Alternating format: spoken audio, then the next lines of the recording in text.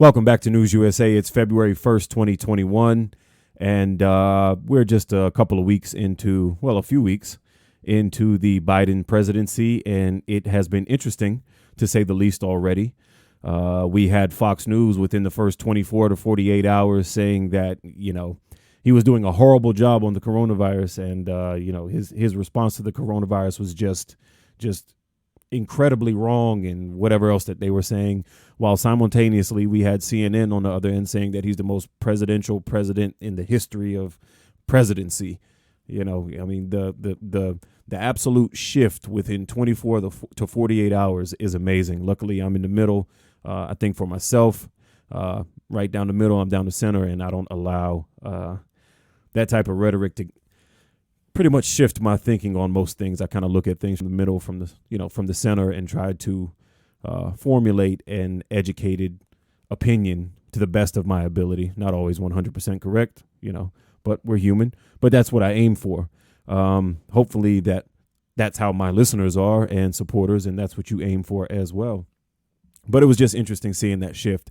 Marjorie Taylor Greene, the lady that you're looking at on your screen, she is coming under fire this week after a bunch of her past rhetoric and tweets and things that she has said and supported has come to fruition and have come to light.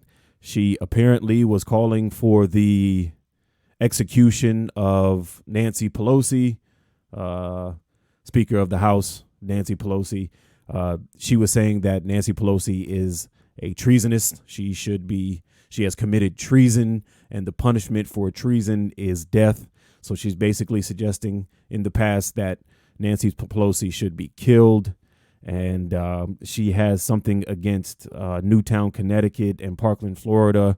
She says that those incidents where multiple children were shot and killed were staged. And you had some of the parents come out and speak against what she's saying. I think they came out today and said that, if the GOP doesn't do anything about it, then we could see another January 6th happen. We could see more of an insurrection, more of a pushback, more violence because of this dangerous rhetoric that's getting pushed out there. And I think they do have a point. It's incredible that we have someone who is in Congress who is actually speaking this way. I would never would have thought that I would have seen anything like this. I mean, it's 2021. One of the most outlandish things, if in my opinion, that she said is that the wildfires over in California were started due to Jewish or Democratic space lasers. There's space lasers firing down into California, and that's what's causing the fires. This is someone who is in Congress. This is someone who is going to be a part of lawmaking in the United States of America. As you can see here on her screen, she has on her mask there in Congress. At least she has her mask on, right? That says Trump won, which in fact he didn't. I mean, if that was the case, that would have been exposed by now. And I don't think that the government would allow a Biden presidency or an illegal presidency. She actually seems to be getting some support from Trump. It's been reported that she has spoken with him and he's saying that she's the future of the party. I hope not. I hope she's not the future of the party, but she does appear to have a lot of support there in Georgia. I think she raised over $1 million over the weekend in support of her, period. And I find that to be very interesting that she has that much support coming out of Georgia or coming out of anywhere, really, after some of the things that she's saying.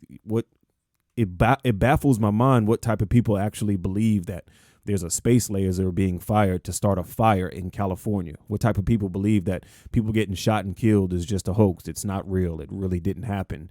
When you have actual families who are, grieving or whatnot. If you remember, Alex Jones actually caught some heat for this as well, and he was sued for making those same kind of suggestions and those same kind of statements in reference to people who had lost children in these mass shootings. And he kind of backed off of that and stopped with all of that mess. So, we may see the same thing happening here. Now, it appears that Democrats are going to try and push to either get her removed from Congress or to get her removed from some committees. I think she was just put on the education committee or something like that. And so they're pushing to try to do something with her. I don't know if they'll remove her, but they at least want her off of certain committees that she was elected to be on.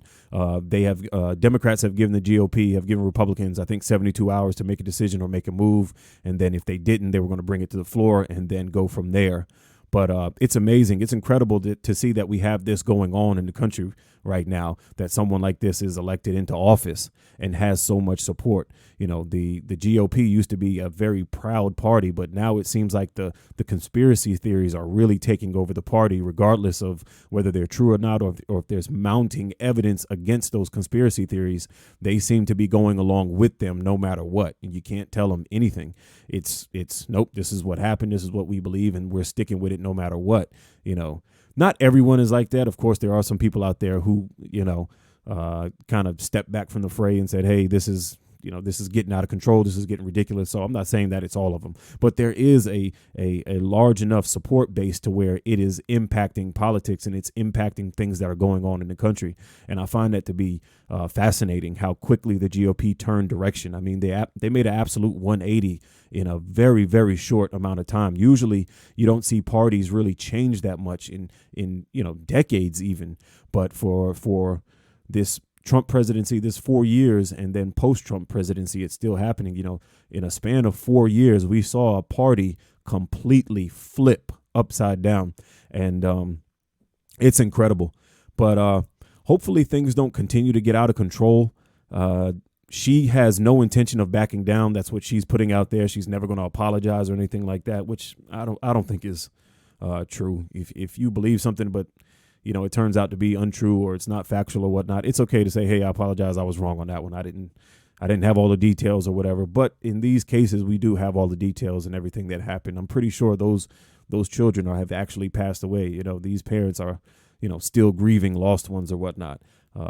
Just like the coronavirus, that isn't a hoax. People are dying, just like, anything else. There's no lasers being shot from the sky. I mean, if that does turn out to be true, I'll be the first one to say, man, I'm blown away. But, until then, it's just a conspiracy theory. And, you got people in the Republican Party that are following these cute things no matter what. And even if time and time again they never come to fruition or they don't come to pass, that nothing comes of it, for some strange reason they still continue to follow it. I mean, there's things in regular life that we wouldn't continue to follow if someone kept lying to us. I don't understand what the hold or what the grip is on this whole thing, but it has taken root and it is powerful. And hopefully we can try to quell it and calm it down, because things are out of control. We've got another country who has brought in their military out there. I think it's Burma, if I'm not mistaken. You can correct me if I'm wrong. Where they have contested the election over there because they didn't win the election, and the military has been brought in and arrested the elected officials or whatnot, and are pretty much holding them until they deem fit that they claim the election is fair enough now or whatnot. So we've got a coup going on over there. I mean, the way things are looking, that used to be impossible here in the United States. That's what we used to think, man, that stuff like that's only over there. That's across the pond. That's in third world countries. That's not going to happen here. But I mean, it seems to be building over here, and I don't know. Hopefully it doesn't get to that point, because I mean, those are dangerous times. America has more weapons than people. I mean, this would be unlike no other conflict that we've seen in recent history, and hopefully it doesn't get there. This type of rhetoric, this type of stuff has to calm down. Being in power or just trying to have a support base or whatnot, it's not worth the consequences. It's okay to tell the truth. Republicans, Democrats, it's okay to get along. It's okay to say, hey, I agree on this one. It's not a requirement to disagree. I think that's kind of where we've gotten into politics, where we think that, oh, I just have to go against the other party no matter what. That's not true. You don't have to do that. You can agree. You don't do that with your own family. You don't do that with your own personal relationships. Why do you have to do it in politics? So, there are times where we can agree and get along and not have to have this infighting or whatnot. But we'll have to see what happens with her. She seems to be an interesting character, and she doesn't appear to be backing down. We'll have to see what happens if the GOP is going to step in and say anything, or if Democrats are going to have to move forward and try to push her out in some way, shape, or form, whether that be out of Congress or out of the certain committees that she's on. We don't know what they're going to do. Sure to be interesting, and we'll weigh back in on it if anything is, anything is worth it, anything worth talking about. But thanks for stopping by. If you're still here right now, I appreciate you. Thanks for listening. Stay tuned to News USA.